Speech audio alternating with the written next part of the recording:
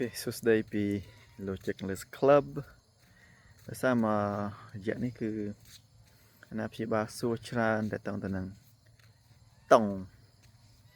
accent គាត់ថាលោកគ្រូមានបរិញ្ញាតង់បែប British English អត់តង់អង់គ្លេស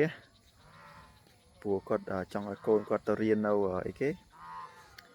នៅកាណាដាឬក៏អូស្ត្រាលីភាគច្រើន American English ហ្នឹងវាអត់លយវាគេអត់ត្រូវមួយគេអញ្ចឹងគាត់ចង់ឲ្យកូនគាត់រៀន British English ខ្ញុំក៏ប្រាប់គាត់វិញថាតង់ហ្នឹងវាមិនសំខាន់ទេវាមិនសំខាន់រហូតដល់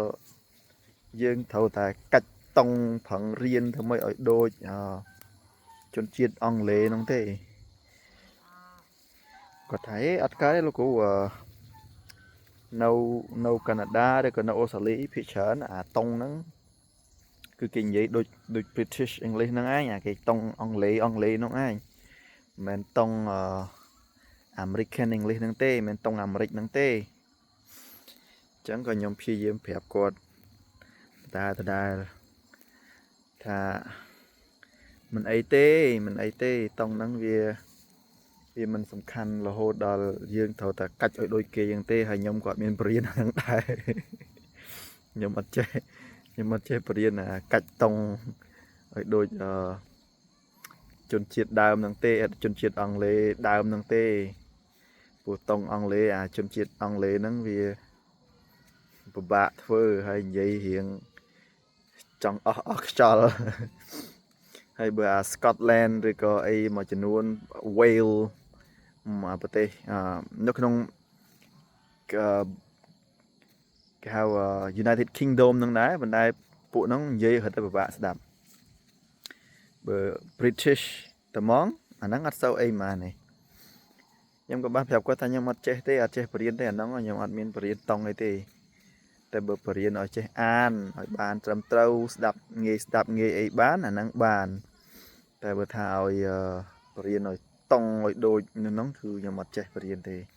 ព្រោះខ្ញុំក៏អត់និយាយដូចចុងដែរតង់ដែលយើងរៀនយូរទៅគេហៅ neutral accent គេហៅតង់កដាលតង់